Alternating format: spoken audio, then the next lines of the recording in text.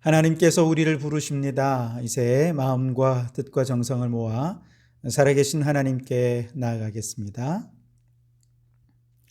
주께서 생명의 길을 내게 보이시리니 주의 앞에는 충만한 기쁨이 있고 주의 오른쪽에는 영원한 즐거움이 있나이다. 하나님은 영이시니 예배하는 자가 영과 진리로 예배할지니라. 아멘. 길이요 진리요 생명이신 주님, 지난 한 주간도 생명의 길을 떠나 세상을 방황하던 우리를 오늘 이렇게 주님을 예배하는 거룩한 자리에 불러주시니 감사합니다. 이 예배 중에 우리에게 생명의 길을 보이시고 온 마음과 정성을 다해 예배할 때 영원한 즐거움으로 충만케 해 주시옵소서. 이 예배를 통해 오직 주님께만 영광이 되는 거룩한 예배가 되기를 소원하오며 예수님 이름으로 기원하옵나이다. 아멘. 찬송가 29장을 함께 찬송하시겠습니다. 29장 찬송입니다. 성도여 다 함께 할렐루야 아멘. 주 찬양하여라 할렐루야 아멘. 주 보좌 앞에서 택하신 은혜를 더 찬송하여라 할렐루야 아멘. 만문을 열어라 할렐루야 아멘.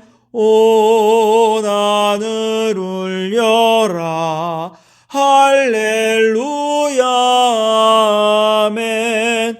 인도자 되시며 친구가 되신 주 그 사랑 끝없다 할렐루야 아멘. 주 찬양하여라 할렐루야 아멘. 찬양은 끝없다 할렐루야 아멘. 거룩한 집에서 주은총 기리며 늘 찬송 부르자 할렐루야 아멘. 교독문은 55번입니다. 시편 127편을 교독하겠습니다.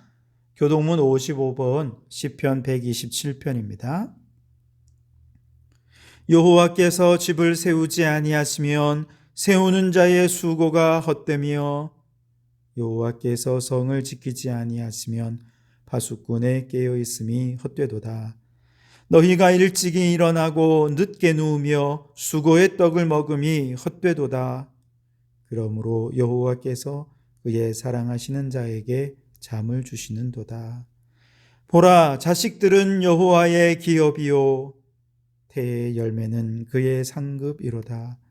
젊은 자의 자식은 장사의 수중의 화살 같으니 이것이 그의 화살통에 가득한 자는 복되도다.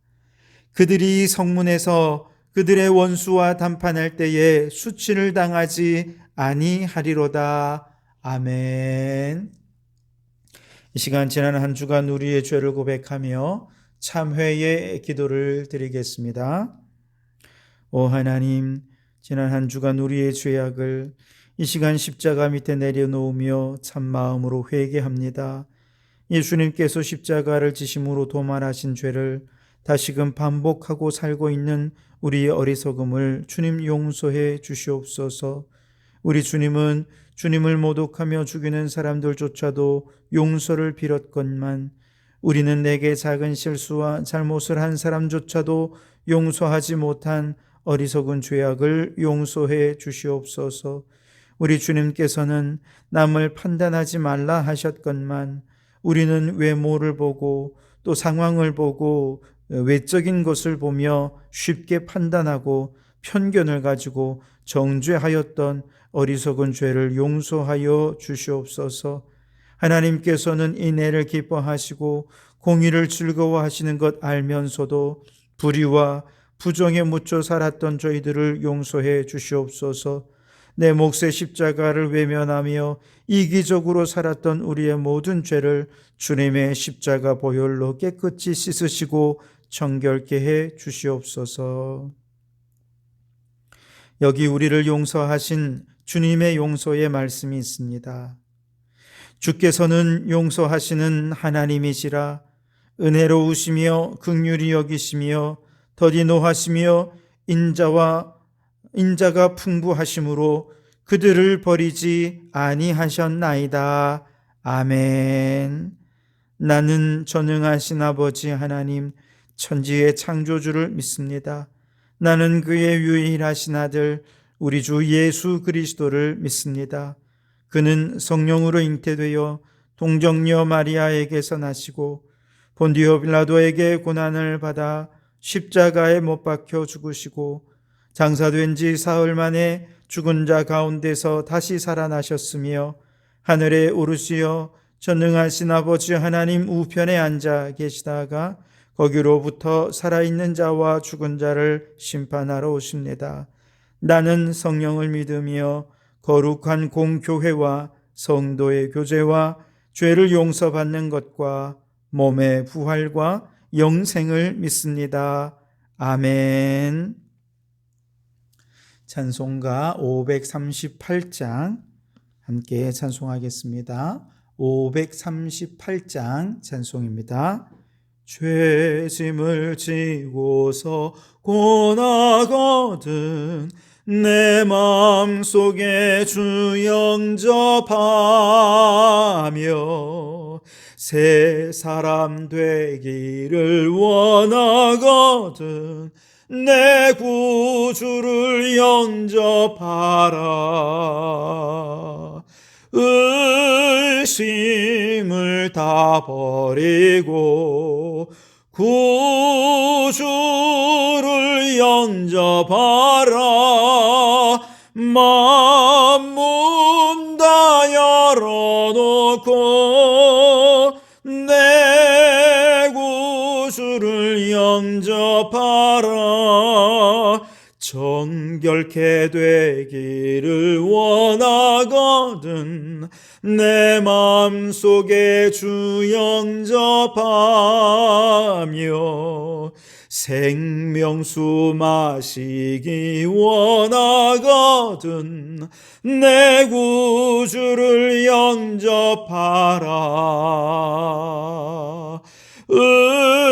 의심을 다 버리고 구주를 영접하라.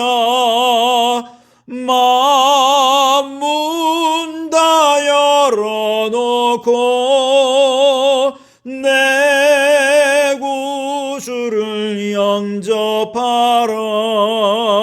진실한 친구를 원하거든 내 마음속에 주 영접하며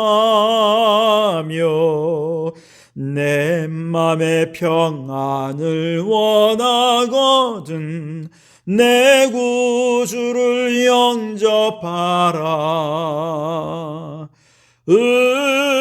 의심을 다 버리고 구주를 영접하라. 마음 문 다 열어놓고 내 구주를 영접하라. 즐거운 찬송을 하려거든 내 마음속에 주 영접하며 평안한 복지에 가려거든 내 구주를 영접하라. 의심을 다 버리고 구주를 영접하라. 만문 다 열어놓고 내 구주를 영접하라. 아멘. 이 시간 우리 주님 한번 부르짖어서 공동기도문으로 함께 기도하시겠습니다. 함께 기도합니다. 주여, 대한민국을 위하여 기도합니다. 주님, 코로나 시대에 경제적 위기를 맞은 이들과 인권과 생명을 보장받지 못하는 이웃들을 도와주시고 청년들이 평범한 꿈을 포기하지 않도록 지켜주소서. 대한민국이 하나님을 두려워하며 성경적 가치를 존중함으로 하나님께 복을 받고 세계 모든 민족 위에 뛰어난 민족으로 우뚝 세워지게 하소서. 한국교회를 위하여 기도합니다. 한국교회와 성도들이 진리의 말씀을 옳게 분별하며 말씀 충만, 성령 충만한 공동체가 되게 하소서. 복음의 진리를 증거하며 또한 증거한 대로 복음에 합당한 삶을 살아내어 하나님과 사람들 앞에서 부끄러울 것이 없는 일꾼으로 인정받는 한국교회가 되게 하소서. 성도교회를 위하여 기도합니다. 주님, 우리 모든 성도들에게 예배 회복, 말씀 회복, 기도 회복으로 영적 부흥의 역사가 일어나게 하소서. 하반기에는 모든 기관과 부서가 활성화되어 교회의 활력을 되찾게 하시고 작은 도서관을 통해 지역사회를 섬기는 사명을 감당하게 하소서. 성도들을 위하여 기도합니다. 주님, 결실의 계절입니다. 꿈꾸고 계획하던 일들이 하나 둘 열매로 나타나게 하시고 하나님의 인도하심 따라 형통한 축복을 누리게 하소서. 새학기를 맞은 학생들이 부지런함과 성실함으로 실력과 믿음이 향상되게 하시고 코로나 바이러스가 침투하지 않도록 건강을 지켜 주시옵소서. 예배를 위하여 기도합니다. 이 시간 예배를 방해하는 악한 마귀를 물리쳐 주시고 새 영을 부어주셔서 은혜 충만, 성령 충만한 예배 되게 하소서. 주여 말씀하소서. 종이 듣겠나이다 하는 겸손한 마음으로 말씀을 받아서 삶이 변화되고 새로워지는 은혜와 결단의 시간이 되게 하시고 오직 하나님께만 영광이 되는 예배가 되게 하소서. 이제 다 아뢰지 못한 기도를 주님께서 가르쳐 주신 기도로 기도하오니 하늘에 계신 우리 아버지, 아버지의 이름을 거룩하게 하시며 아버지의 나라가 오게 하시며 아버지의 뜻이 하늘에서와 같이 땅에서도 이루어지게 하소서. 오늘 우리에게 일용할 양식을 주시고 우리가 우리에게 잘못한 사람을 용서하여 준 것 같이 우리 죄를 용서하여 주시고 우리를 시험에 빠지지 않게 하시고 악에서 구하소서. 나라와 권능과 영광이 영원히 아버지의 것입니다. 아멘. 오늘 이 시간 우리에게 주시는 하나님의 말씀은 욥기 42장 1절에서 6절 말씀입니다. 욥기 42장 1절에서 6절 말씀입니다. 욥이 여호와께 대답하여 이르되 주께서는 못하실 일이 없사오며 무슨 계획이든지 못 이루실 것이 없는 줄 아오니 무지한 말로 이치를 가리는 자가 누구니까? 나는 깨닫지도 못한 일을 말하였고 스스로 알 수도 없고 헤아리기도 어려운 일을 말하였나이다. 내가 말하겠사오니 주는 들으시고 내가 주께 묻겠사오니 주여 내게 알게 하옵소서. 내가 주께 대하여 귀로 듣기만 하였사오나 이제는 눈으로 주를 배웁나이다. 그러므로 내가 스스로 거두어드리고 티끌과 제 가운데서 회개하나이다. 아멘. 오늘은 이 말씀을 근거로 고난의 이유를 찾지 말고 하나님을 찾으라 라고 하는 주제로 함께 은혜를 나누겠습니다. 아브라함이 살던 시대에 온전하고 정직하고 하나님을 경외하여 죄에서 떠난 그런 동방 사람 중에 가장 훌륭한 사람이라 칭송받았던 욥이라고 하는 사람이 있었습니다. 신앙적으로 또 경제적으로 가정적으로도 모든 것이 완벽했고 그래서 참으로 행복했던 그에게 어느 날 불행이 덮쳤습니다. 기르던 소를 강도당하고 소를 돌보던 종들이 죽임을 당할 때만 해도 이것이 이어지는 더 심각한 불행의 시작이었다는 사실을 아무도 알지 못했습니다. 불행은 숨 쉴 틈 없이 찾아왔습니다. 하나의 불행의 소식이 전해질 무렵 곧바로 그 다음 불행의 소식이 날아들었습니다. 불이 나서 양과 양을 치던 목자들이 다 불타 죽었다는 것입니다. 곧이어 낙타를 강도당했으며 역시 낙타를 돌보던 종들도 죽임을 당했다는 소식이 이어집니다. 이 말이 끝나기가 무섭게 여기서 그의 불행이 끝난 것이 아니었습니다. 그의 7 아들들과 3 딸들이 함께 모여 식사할 때 허리케인이 불어닥쳐 집이 무너져 내리는 바람에 10자녀가 모두 한꺼번에 몰살당하고 말았습니다. 충격으로 온몸의 면역력을 상실한 욥의 몸에는 심한 피부병이 발병을 했고 온몸이 가려워서 몸을 긁어도 시원치가 않아서 온몸에 피가 나고 고름이 흐르는 고통이 매일 그를 괴롭혔습니다. 어쩌면 이처럼 모든 것을 한꺼번에 다 잃을 수가 있겠습니까? 어쩌면 이처럼 철저하게 한 사람의 인생이 무너질 수가 있는 것입니까? 재산도 잃고 건강도 잃고 가정도 잃어버린 이 사람이 자신에게 닥친 이 불행을 어떻게 이해해야 하겠습니까? 욥은 아무리 생각해도 이 갑작스러운 불행의 원인을 알 수가 없었습니다. 원인이라도 알아야 견디든지 버티든지 아니면 누구라도 원망을 하든지 복수라도 할 텐데 원인을 알 수 없으니 혼란스럽기만 합니다. 그럼에도 불구하고 욥은 하나님을 예배하며 주신 이도 여호와시요 취하신 이도 여호와시니 여호와의 이름이 찬송을 받으실지니이다 하면서 하나님은 놓지 않았습니다. 그러자 아내가 말합니다. 당신이 그래도 자기의 온전함을 굳게 지키느냐? 하나님을 욕하고 죽으라.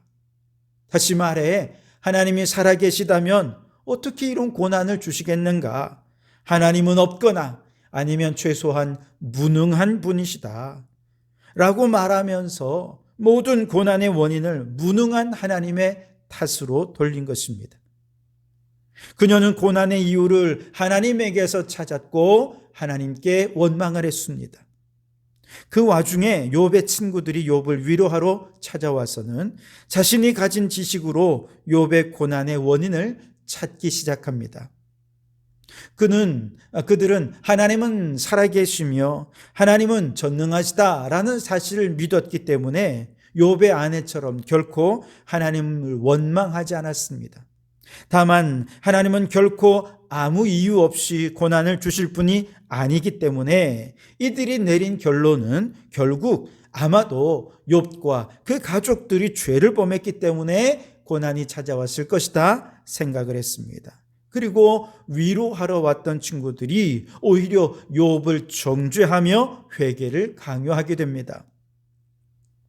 아마 그때 제가 욥의 입장이었다면 친구들이 자신을 정죄했을 때 그 말에 동의했을 거예요. 맞다. 내가 죄인이고 이런 고난을 받아 멸망하여 죽어도 충분한 죄인 중의 괴수가 바로 나라는 존재다.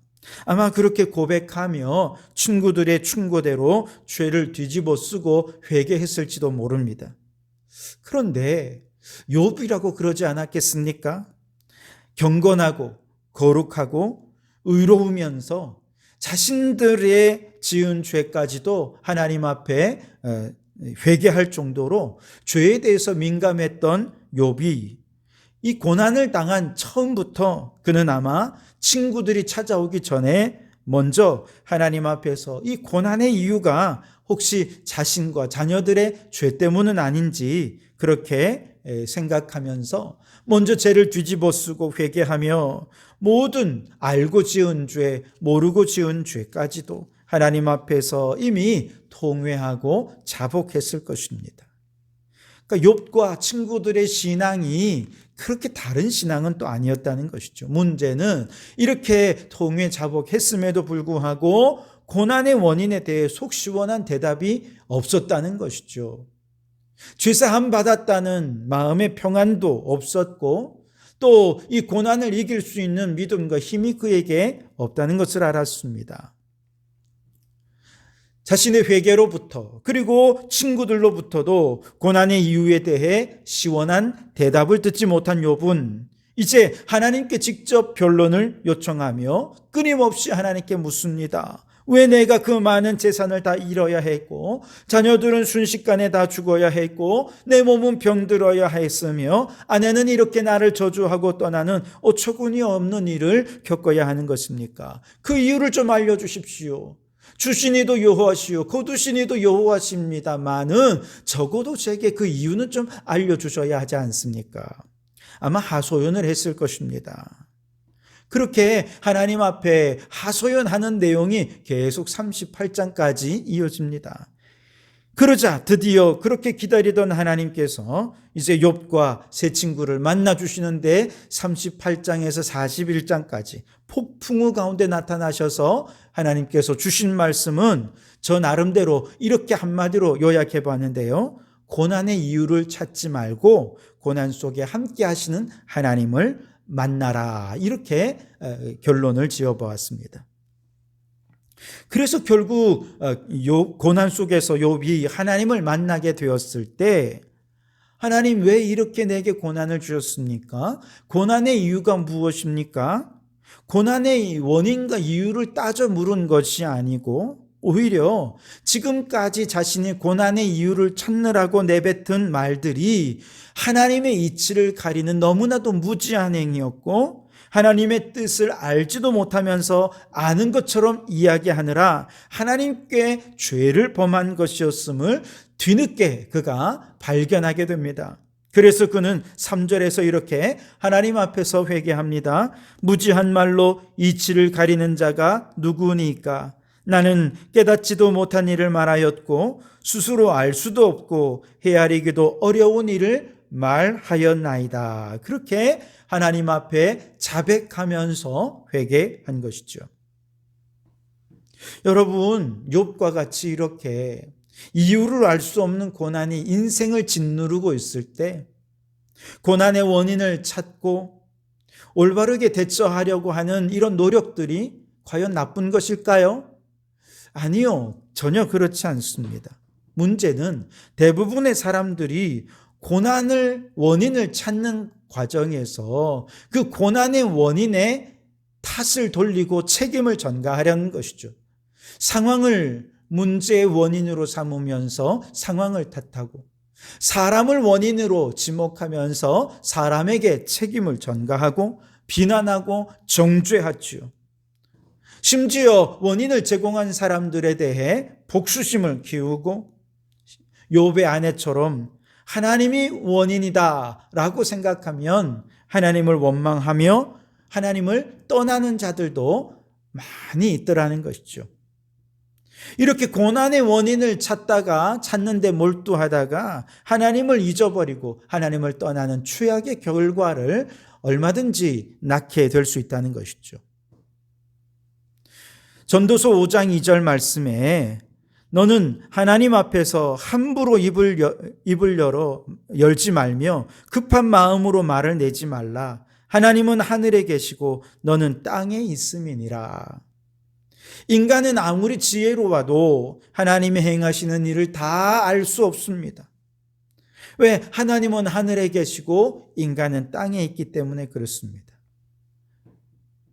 어떻게 땅에 있는 사람이 하늘의 이치를 다 알고 이해할 수 있겠습니까?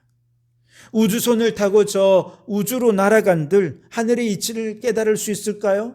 아닙니다. 예전에 러시아의 우주 비행사가 저 최초로 우주로 나갔을 때 이런 얘기를 했다죠. 우주에 나가도 하나님은 없더라. 그러자 누군가 이렇게 얘기했습니다. 땅에서도 하나님을 찾지 못하던 자가 어떻게 우주에서 하나님을 볼 수 있겠는가? 그렇게 얘기를 했다는 것이죠. 그렇습니다.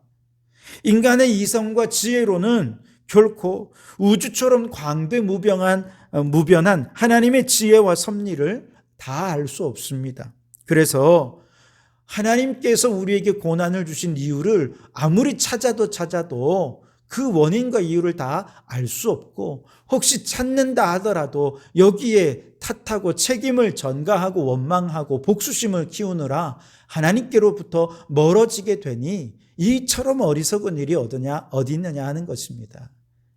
그래서 오늘 38장에서 41장에서 하나님께서 이제 욥과 친구들에게 나타나셔서 하신 말씀 한마디로 이것입니다. 고난의 이유 찾는데 몰두하지 말고 고난 속에 함께 하신 하나님을 찾아서 만나라. 하나님을 만나는 것이 고난의 이유라면 이유다라고 말씀하시는 것이죠. 어려서부터 목회자의 아들로 가난을 달고 살아야 했던 안요한이라고 하는 분이 계십니다. 아버지는 교회를 돌보느라 가정을 돌보지 않았고, 그 결과 가난에 찌든 삶을 벗어날 수가 없는 현실이 너무나도 그에게는 절망으로 다가왔습니다. 요한은 눈에 보이지 않는 하나님 때문에 죄 없는 가족에게 고통을 주는 아버지가 너무 싫었고, 그 아버지를 하나님의 일꾼으로 선택한 하나님이 너무나 원망스러웠습니다. 반항의 흔적을 남기기 위해 그는 할 수 있는 모든 치졸한 방법을 동원해서 아버지를 괴롭혔습니다. 주일날 교회당 문 앞에 하나님은 계시지 않느니라 안요한복음 1장 1절, 주 예수를 믿으라 너희 하라비를 믿으라 안요한복음 1장 2절, 이렇게 써붙여서 오고 가는 성도들로부터 목사님에 대해 한마디 얘기를 듣게 하고 아버지를 공경에 처하게 만들었습니다. 자라서 서울로 진학을 하게 되면서 아버지와 가까이 하지 않으니 갈등은 줄었습니다. 외교관을 꿈꾸면서 열심히 공부했습니다. 결혼을 해서 두 딸의 아버지가 되었고, 꿈을 이루기 위해 미국행을 준비하던 어느 날이었습니다. 어느 날 아침 모든 것이 한순간 어둠으로 변하고 말았습니다. 그의 나이 37에 시각장애인이 된 것입니다. 이유를 알 수가 없는 병이었습니다. 앞이 캄캄해진 절망의 순간 가족과도 헤어져야 했고, 마치 욥처럼 아내마저 그를 떠나 지독한 절망을 맛보면서 그는 오직 한 가지 죽음을 생각하고 있었습니다. 그렇게 몇 번의 자살 시도조차 실패로 돌아가며 죽음조차 마음대로 할 수 없는 자신에 대해 극심한 절망에 빠져있던 어느 날, 놀랍게도 하나님의 음성이 그에게 들려옵니다. 너무나도 부드럽고 사랑스러운 음성으로 하나님께서 그를 부르시며 말씀하십니다. 여호수아 1장 5절에서 9절 말씀을 말씀합니다. 너의 평생에 너를 능히 당할 자가 없으리니 내가 모세와 함께 있던 것 같이 너와 함께 있을 것이니라. 내가 너를 떠나지 아니하며 버리지 아니하리니 마음을 강하게 하라. 두려워 말며 놀라지 말라. 내가 어디로 가든지 네 하나님 여호와가 너와 함께 하느니라. 이렇게 절망 속에 쓰러져 있는 그에게 하나님께서 찾아와 만나주시고 거부할 수 없는 사랑으로 그를 다시금 일으켜 주셨습니다. 그 후 그는 목회자가 되었고 세빛 맹인 선교회를 설립하여 영혼 구원을 위한 귀한 사역을 이어가고 있습니다. 처음에 눈이 멀었을 때 그도 욥처럼 왜 하나님이 살아계시다면 내게 이런 고난을 주실 수가 있습니까? 고난의 이유를 찾느라고 세상을 탓하고 부모님을 탓하고 하나님을 원망하며 절망했습니다. 무지한 말로 이치를 가리고 깨닫지도 못한 일을 말하고 알 수도 없는 헤아리기도 어려운 일들을 말하며 죄를 더해가기만 했습니다. 그러나 그 속에서 부인하고 떠나려 했던 하나님을 만나고 나니 그렇게 궁금했던 고난의 이유는 하나도 중요하지 않게 되었습니다. 그저 고난을 통해 하나님을 만나게 된 것만으로도 감사하고 충분했습니다. 오늘 본문에서 욥이 하나님을 만났을 때 그렇게 궁금했던 고난의 이유 하나도 묻지 않았어요. 왜? 별로 중요한 게 아니었어요. 그죠? 이전보다 더 분명하고 더 선명하게 하나님의 사랑을 느끼고 은혜를 경험하고 나니 그것만으로 충분한 것이죠. 그리고 그는 그 유명한 고백을 하지요. 5절 말씀에 내가 주께 대하여 귀로 듣기만 하였사오나 이제는 눈으로 주를 배움나이다. 아멘. 여러분, 욥기 읽으면서 정말 놀라운 사실이 뭔지 아십니까? 욥은 자신이 왜 이렇게 엄청난 고난을 당해야 했는지 끝까지 몰랐다는 사실입니다. 우리들은 욥기의 서론에서 하나님과 사탄이 천상에서 대화한 내용들을 들었기 때문에 욥이 왜 이렇게 고난을 당했는지의 그 이유를 알고 있습니다. 그런데 정작 당사자인 욥은 왜 자신이 이런 고난을 당해야 하는지 전혀 모릅니다. 왜 하필 내가 그 고난을 당해야 했는가? 답이 없습니다. 하나님께서도 그에게 나타나서 말씀하실 때에도 하늘에서 일어났던 그 천상의 얘기에 대해서 욥에게 끝까지 알려주지 않으셨습니다. 그런데 여러분, 욥이 고난의 이유를 몰랐다는 사실이 신앙의 놀라운 신비라는 사실입니다. 우리는요, 이 땅에서 우리에게 일어나는 수많은 일들, 원인을 알 수 없는 경우들이 알 수 있는 것보다 훨씬 더 많습니다. 어쩌면 그렇게 이유를 모르는 것들은 죽을 때까지도 원인을 모른 채 죽는 경우들이 훨씬 더 많을 것입니다. 그러니 답답하지 않습니까? 어느 날 갑자기 병원에 갔는데 의사가 암이래요. 왜 하필 암이 제게 온 것입니까? 아무리 물어도 답은 없습니다. 그냥 그때부터 암과의 사투가 시작이 될 뿐이지요. 어느 날 아기를 출산했는데 아기가 자폐아예요. 장애합니다. 하나님, 왜 하필 우리 아이입니까? 아무리 물어도 답은 없습니다. 그저 이미 태어나서 내 곁에 있는 아이와 하루하루 전쟁을 치러야 하는 현실만 있을 뿐입니다. 우리는 우리가 겪는 고난의 원인에 대해 죽을 때까지 그 이유를 알 수 없을지 몰라요. 왜냐하면 그건 땅의 이치로 하늘의 이치를 다 알 수 없기 때문에 그렇습니다. 그때 욥이 하는 고백이 오늘 42장 5절이죠. 내가 주께 대하여 귀로 듣기만 하였사오니 이제는 눈으로 주를 배움나이다. 여러분, 욥은 지금까지 자신에게 일어난 이 어마어마한 일들이 어떤 이유로 왜 발생했는지 전혀 몰라요. 그럼에도 불구하고 자신에게 닥친 불행과 하루하루 싸우며 한 가지 절대 놓지 않았던 한 가지, 바로 아내를 떠나보내면서까지도 하나님을 향한 믿음과 이 신앙은 놓지 않았다는 사실입니다. 씨름을 해도 하나님 안에서 씨름을 했고, 질문을 해도 하나님 안에서, 원망을 해도 하나님 안에서 그렇게 한 거예요. 그러니까 고난 속에서 욥은 결국 하나님을 더 많이 알게 되었고 하나님을 만나고 하나님을 눈으로 배우는 신앙으로 성장하게 된 것이죠.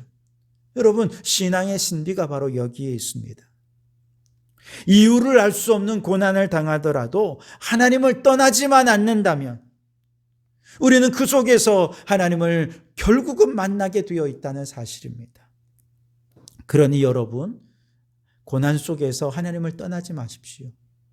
교회를 떠나지 마십시오. 예배의 자리를 벗어나지 말고 기도의 자리를 떠나지 마십시오. 열심히 노력했는데 원치 않는 결과가 계속 반복해요. 우리의 삶에 나타납니까? 신앙생활도 열심히 했는데도 불구하고 끊임없이 어려움이 반복되어 우리를 짓누르고 있습니까?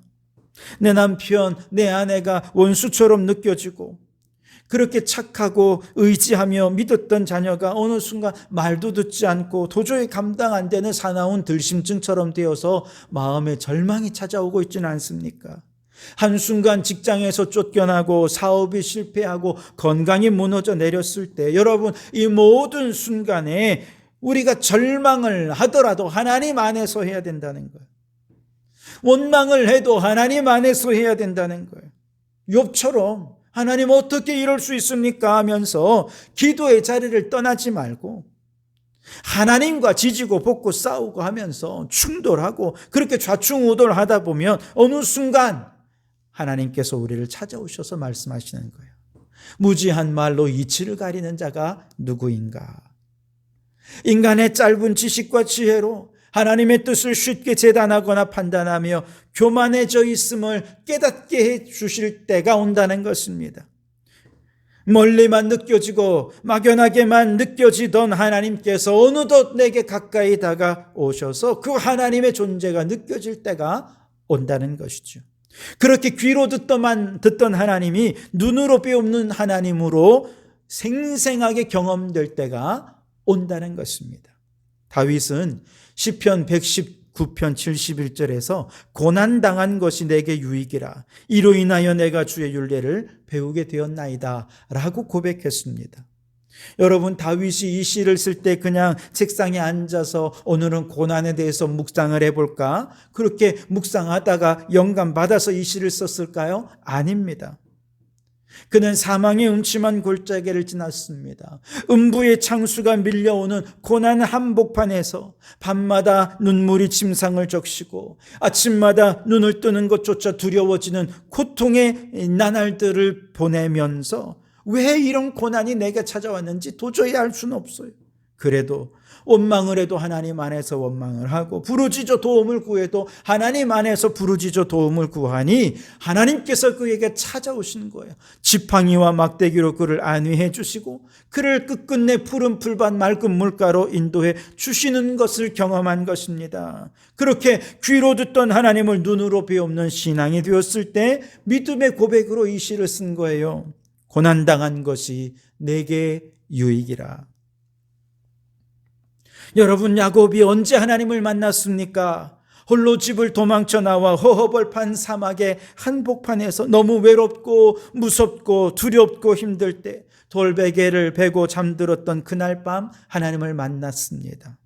20년이 더 지나서 형에서가 자신을 죽이기 위해 400여 명의 군사를 이끌고 달려온다라고 하는 소식을 듣고 야복 강가에서 무릎을 꿇고 기도하며 환도뼈의 힘줄이 끊어지는 놀라운 아픔을 씨름으로 경험하면서까지 부르짖어 기도하며 하나님과 씨름할 때 그는 귀로만 듣던 하나님을 눈으로 배우게 되었고 만나는 축복을 누리게 된 것이죠. 그러므로 여러분, 욥처럼 말도 안 되는 고난이 우리에게 찾아온다 하더라도 결단코 하나님을 떠나지 마십시오. 하나님 안에서 부르짖어 기도하고 하나님을 구하십시오. 그러면 하나님께서 반드시 여러분들을 만나 주실 줄 믿습니다. 물론 하나님을 만난다고 해서 왜 고난을 주셨는지, 고난이 언제 끝날 것인지 아마 알려주진 않으실 것입니다. 하나님 만난다고 해도 당장 내 앞에 문제들이 해결이 되고 상황이 바뀌지도 않을 것입니다. 다만 아무런 문제가 변화됨이 없고 해결되지 않는다 하더라도, 여전히 고난의 한복판에 있는다 하더라도 지금 하나님이 나와 함께 계시고 귀로 듣던 하나님을 눈으로 배울 정도로 하나님과 친밀해지고 가까워지고 그렇게 영적으로 충만해진 것만으로도 그 자리가 푸른 풀밭이 되고 맑은 물가가 되는 것이죠. 고난 속에서도 선한 목자 되신 주님으로 인해 내가 부족함이 없노라 고백하게 될 것입니다. 고난이 내게 유익이라 다윗처럼 고백하게 될 것입니다. 그러므로 여러분, 인생의 고난 속에서 고난의 원인, 고난의 이유를 찾기보다 하나님을 찾아 만나는 여러분들이 되시기를 바랍니다. 귀로 듣던 하나님, 멀게만 느껴지던 하나님, 나와는 상관이 없어 보이던 그 하나님이 어느 순간 눈앞에 다가와서 그 하나님을 확실히 느끼고 경험하는 놀라운 축복이 있게 될 것입니다. 그러므로 여러분, 고난 속에서 우리 하나님을 더 친밀하게 만나고 경험하셔서 날마다 주님 한 분만으로 만족하고 기뻐하고 감사하며 살아가는 우리 성도들이 되시기를 주님의 이름으로 축원합니다. 기도하시겠습니다. 오 하나님, 인생을 살면서 이유를 알 수 없는, 감당할 수 없는 고난을 만날 때 결코 하나님을 떠나지 말게 하옵소서. 고난의 이유를 찾으며 무지함으로 이치를 가리기보다 하나님의 얼굴을 배웁기를 간구하는 저희들 되게 하옵소서. 귀로만 듣던 하나님을 눈으로 배우는 은혜를 덧입게 해 주시고 오직 하나님 한 분만으로 만족하는 저희들이 되게 해 주시옵소서. 예수님 이름으로 기도하옵나이다. 아멘. 괴로울 때 주님의 얼굴 보라, 우리 찬양하면서 준비한 예물을 드리시겠습니다. 괴로울 때 주님의 얼굴 보라, 평화의 주님 바라보아라. 세상에서 시달린 친구들아, 위로의 주님 바라보아라. 눈을 들어 주를 보라, 내 모든 염려 주께 맡겨라. 슬플 때에 주님의 얼굴 보라, 사랑의 주님 안식 주리라. 힘이 없고 내 마음 연약할 때 능력의 주님 바라보아라. 주의 이름 부르는 모든 자는 힘주시고 늘 지켜주시리. 눈을 들어 주를 보라, 내 모든 염려 주께 맡겨라. 슬플 때에 주님의 얼굴 보라, 평화의 주님 안식 주리라. 함께 기도하시겠습니다. 언제나 우리에게 복 주시기 원하시는 하나님, 오늘도 그 복을 기대하며 머리 조아린 성도들 머리머리 위에 한량없는 복을 내려 주옵소서. 주님, 베드로는 파도가 일렁이는 바다 위에서도 주님만 바라보고 걸으니 물 위를 걷는 기적을 경험했습니다. 우리의 풍파 많은 인생에 두려움으로 세상의 풍파에 빠져 죽어가는 인생이 아니라 오직 주님만 바라보는 믿음으로 물 위를 걷는 기적의 주인공들이 되게 해 주시옵소서. 들판에 모여든 수천 명의 사람들 앞에서 빌립은 금액을 계산하며 안 된다, 할 수 없다 말했지만 안 드려는 오병이어를 주님께 바치며 주님께 도움을 구했듯이 우리도 내게 없는 것 바라보며 불평하기보다 지금 내게 있는 작은 것 주님께 바치며 하나님께서 우리의 삶에 행하실 놀라운 일들을 기대하는 저희들로 살게 해 주옵소서. 바울은 달려갈 길과 주 예수께 받은 사명을 감당하면은 생명조차 귀한 것으로 여기지 않는다 했습니다. 주님, 우리 자녀들에게 인생을 불태우며 생명을 바쳐 일할 사명을 허락해 주시고 하나님을 위해 충성하는 일꾼들이 되게 해 주시옵소서. 요셉과 마리아가 예수님을 사랑하고 하나님의 말씀으로 자녀를 양육한 것 같이 부모로서 우리의 자녀들을 사랑하고 하나님의 말씀으로 자녀들을 양육하는 부모가 되게 해 주옵소서. 자녀들은 부모를 공경하고 형제간에 우애 있게 하셔서 성도들의 가정이 사랑에 마르지 않는 사랑의 샘이 되게 해 주시옵소서. 연약한 육신 강건하게 해 주시고 특별히 환절기에 건강 잃지 않도록 모든 성도들에게 건강의 복을 더하여 주시옵소서. 오늘도 그저 나오지 않고 예물을 준비하여 나온 성도들의 마음과 정성을 받으시고 만복으로 채워 주시옵소서. 특별히 물질 속에 담아드리는 마음의 기도와 마음의 소원들을 주님 아시고 응답하여 주시옵소서. 이 예물이 쓰여지는 곳마다 죽은 영혼 살아나고 하나님의 나라가 왕성히 세워지게 되기를 소원하오며 예수님 이름으로 기도하옵나이다. 아멘. 할렐루야. 우리 주님의 은혜와 평강이 여러분과 여러분의 가정과 하시는 모든 일들 위에 항상 함께 하시기를 주님의 이름으로 축원합니다. 네, 우리 옆에 가족들과 함께 인사 나누어 주실까요? 우리 날마다 주님을 눈으로 배우는 신앙으로 성장합시다. 함께 인사 나누어 주십시오. 네, 여러분 추석 잘 보내셨죠? 이제 하반기에도 아름다운 신앙의 열매를 맺는 하반기가 되셨으면 좋겠고요. 예배, 기도, 말씀 회복을 위해 힘써 주시기를 부탁을 드리겠습니다. 그저 말씀만 읽는다고 회복이 아니라 말씀을 통해 주님을 만나야 되겠고요. 기도를 많이 한다고 기도의 회복이 아니고 기도를 통해 주님과 깊은 교제를 나누는 것이 기도의 회복입니다. 영적 회복이 있기를 바랍니다. 뿐만 아니라 이제 10월 중보기도 제목을 받습니다. 전 성도들의 그 기도 제목의 대상입니다. 중보기도의 제목을 이번 주 수요일까지 저에게 카톡으로 보내주시면 다음 주부터 이제 함께 기도할 수 있겠습니다. 다급한 기도의 제목들 또 간절한 기도의 제목들을 여러분 보내주셔서 함께 기도하며 기도 응답을 경험하시기를 바라겠습니다. 이번 주 토요일에는 진해 청소년 수련관에서 초등학교 고학년 우리 학생들 8명을 대상으로 환경교육을 진행합니다. 우리 정다운 작은 도서관을 위해서 여러분 많이 또 기도해 주시기를 부탁을 드리겠습니다.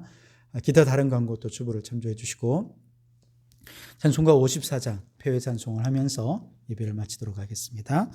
주여 복을 구하오니 편히 가게 하시고 사람마다 주 은혜로 이기도록 하시고 광야 같은 세상에서 항상 인도하소서. 주의 복된 말씀 듣고 무한 감사합니다. 구원받은 주의 성도 열매 맺게 하시며 하나님이 우리 함께 항상 계시옵소서. 아멘. 기도하시겠습니다.